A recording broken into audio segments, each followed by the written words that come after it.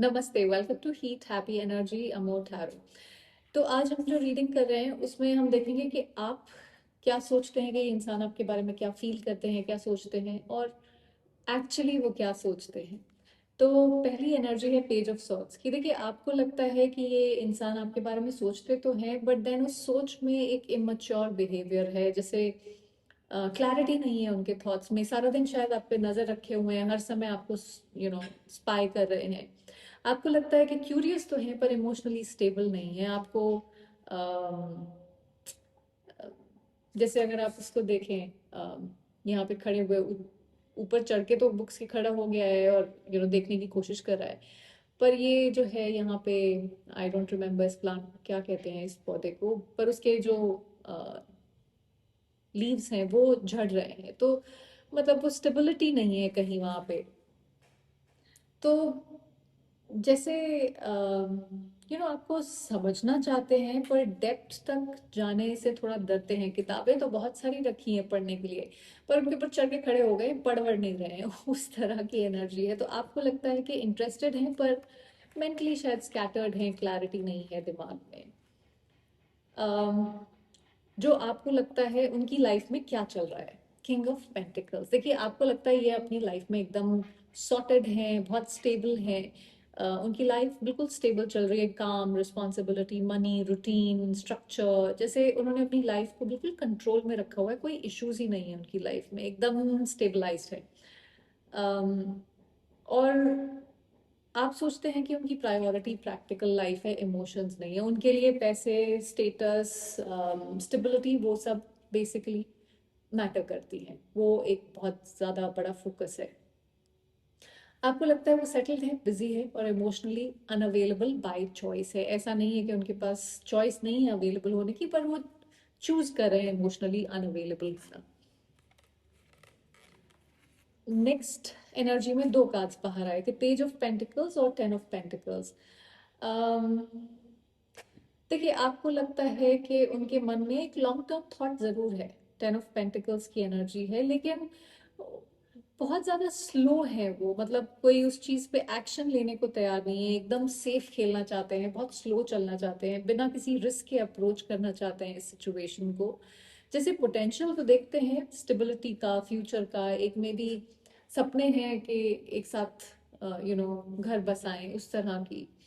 पर एक्शन लेने से पहले हर चीज एनालाइज बहुत ज्यादा प्रैक्टिकल हिसाब से करते हैं। पेंटिकल्स की एनर्जी काफी ज्यादा है, किंग ऑफ पेंटिकल्स, देन ये भी पेंटिकल्स ही हैं। सो आपको लगता है कि वो फ्यूचर देखते हैं पर जैसे रेडी नहीं है उस फ्यूचर पे एक्ट करने के लिए। अब आप इमोशनल स्टेटस जो देखते हैं इस कनेक्शन का, क्वीन ऑफ कप्स। आपको लगता है इमोशनली तो बहुत ज़्यादा कनेक्टेड हैं आप दोनों, बहुत ये बहुत लविंग, केयरिंग, अगर आप देखें तो कैसे नज़ाकत वाली एनर्जी है इसमें। सो एक केयरिंग इंट्यूटिव एनर्जी है जो अवेलेबल है यहाँ पे। आप फील करते हैं कि हाँ अंडरस्टैंडिंग है, प्यार है, एम्पैथी है, एक इमोशनल बॉन्ड है जो इजीली टूट नहीं सकता है। um, आपको लगता है कि ये कनेक्शन दिल से जुड़ा हुआ है, इस तरह से आप इसको देखते हैं यहाँ पे। अब फोर ऑफ सॉर्ड्स की एनर्जी है, ये है जहाँ पे आप क्या सोचते हैं कि वो फ्यूचर में क्या चाहते हैं। आपको लगता है कि बस थोड़ा स्पेस चाहते हैं, थोड़ा ब्रेक चाहिए, थोड़ा टाइम चाहिए सोचने के लिए। कहीं ना कहीं आपके दिल में ये जो भी सिचुएशन है उसमें आप सोच रहे हैं कि ये पॉज है, ये एंड नहीं है, आप इसको एंड की तरह नहीं देख रहे हैं। सो खत्म नहीं हुई हैं चीजें। आपको लगता है कि सिर्फ टेम्पररी डिस्टेंस है, एंडिंग नहीं है। अब देखते हैं कि आपके पर्सन की क्या विचार हैं एक्चुअल। देखिए आपके लिए एक्चुअली क्या फील करते हैं, या इमोशन से ज्यादा कॉन्शियस बोल रहा है। जस्टिस की एनर्जी है, इनको पता है कि इन्होंने आपके साथ फेयर बिहेवियर नहीं किया है, कुछ ना कुछ गलत किया है। डीपली सोच रहे हैं कि क्या ठीक है क्या गलत है। इमोशनली नहीं, मॉरली ज्यादा सोच रहे हैं यहाँ पे, क्योंकि इनको शायद पता है कि इन्होंने आपके साथ कुछ गलत किया है। यहाँ पे ये कार्ड दिखाता है कि अम, आपके साथ अनफेयर नहीं होना चाहते। जो भी गलत किया है, जो भी अनफेयर रहे हैं पहले, वो नहीं अब करना चाहते, पर इसी वजह से वो अपने इमोशंस को कंट्रोल भी कर रहे हैं, क्योंकि उनको मालूम है कि अगर वो कुछ एक्सप्रेस करेंगे तो शायद फिर से कुछ अनफेयर कर दें आपके साथ। सो उनके दिल से ज्यादा उनका कॉन्शियस एक्टिव है इस समय। 9 of swords, what is actually जो उनकी लाइफ में चल रहा है, आप सोच रहे हैं किंग ऑफ पेंटिकल्स, पर उनकी लाइफ में भयभीत हैं ये, पीसफुल नहीं है। हो सकता है इस इंसान को नींद खास ठीक से ना आ रही हो, स्लीपलेस नाइट्स हो, रातों को ओवर थिंक करते हैं, गिल्ट फील कर रहे हैं, एंशियस में है, और वो जस्टिस उसको बताता है कि क्यों वो फील कर रहे हैं। देखिए, एंशियस अपनी लाइफ में जनरल अदर एस्पेक्ट्स की वजह से भी कर सकते हैं, पर गिल्ट, ओवर थिंकिंग, कहीं ना कहीं जो आपके साथ ये अनफेयरनेस दिखाई है उसकी वजह से बहुत सारी चीजें इनके दिमाग में चलती रहती हैं। तो ये वो फेज है जहाँ बाहर से स्ट्रांग दिखाना पड़ता है, या दिखा रहे हैं, पर अंदर से यू नो एक हैवी एनर्जी है बहुत ज्यादा। अम, उनकी लाइफ स्टेबल नहीं है, बस कंट्रोल्ड केओस है जैसे। 6 ऑफ सॉर्ट्स, जो वो एक्चुअली फील करते हैं, देखिए इमोशनल डिस्टेंस क्रिएट कर रहे हैं, ऐसा नहीं है कि वो केयर नहीं करते, पर वो खुद ही ऐसे काले बादलों के बीच में बैठे हुए हैं, तो मतलब आपको क्या ही कामिंग एनर्जी दे पाएंगे।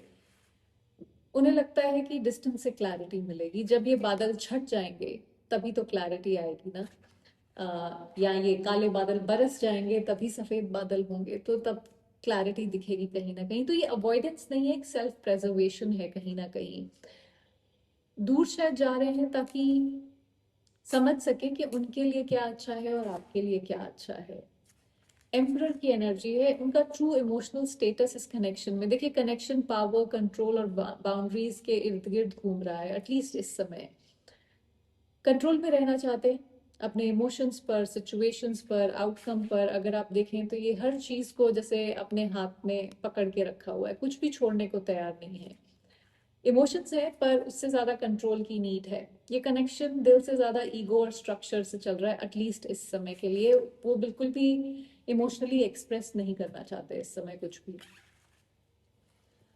मजिशियन, देखिए वो चाहते हैं कि सब कुछ उनके कंट्रोल में हो, कुछ मैनिफेस्ट करने की कोशिश कर रहे हैं, चाहते हैं कि जब कुछ हो तब वो तैयार हो, इमोशनली, मेंटली, प्रैक्टिकली। तो कहीं ना कहीं जैसे क्रिएट तो करना चाहते हैं एक हैप्पी कामिंग एनर्जी आपके साथ, ग्रोथ आपके साथ, डिजायर है, पर कंडीशंस के साथ है यहाँ पे। पॉसिबिलिटी देखते हैं पर टाइमिंग जैसे चाहते हैं कि उनके हिसाब से होनी चाहिए।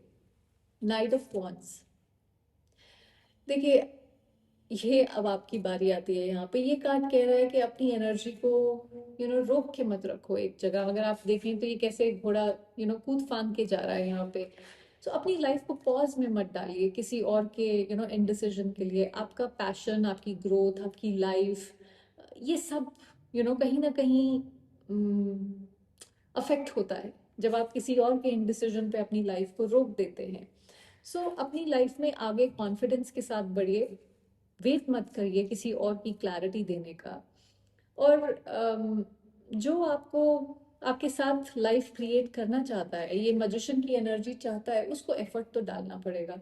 अगर वो यू नो बादल छटने का वेट करना चाहता है तो उसको बादल छटने का वेट करने दीजिए, एक बार बरसात होने दीजिए, ताकि इनको दिखाई दे जो इनकी आंखों के आगे, इनके चश्मे पे जो धुंध जम गई है वो हटेगी। तो फिर इनको आने दीजिए आगे, और फिर उस इंसान को अपनी लाइफ में वहां पे मिलिए जहां पे आप हैं, अपनी प्रोग्रेस के फेज में, नॉट ऐसी जगह पे जहां आप वहीं रुके हुए हैं।